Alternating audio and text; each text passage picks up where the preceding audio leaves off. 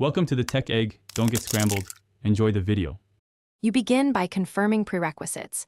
Deep Glow installed and GPU enabled so processing stays fast.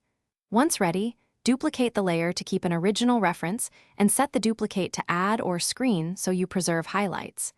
Then apply Deep Glow and set a conservative intensity around 10 to 25% while picking an initial radius between 0, 5 and 5. This prevents clipping.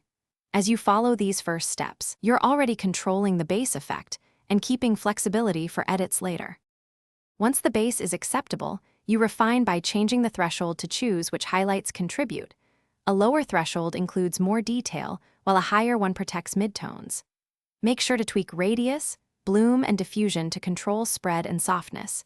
Use differing horizontal and vertical settings for an organic result. Then use masks or channel-based selections so the glow appears only where needed. And if your shot moves, animate threshold or masks to keep the glow consistent with changing exposure and motion. To finish, you balance the glow using opacity and integrate it into the grade by nudging hue or saturation for warmth or coolness. This helps the glow read as part of the scene. Always render test frames at full resolution to catch banding or harsh halos, then apply a light denoise or micro blur if needed. If artifacts persist, lower intensity or radius, enable high bit depth processing, or switch to a linear color workflow. This typically resolves most issues while preserving the aesthetic you want.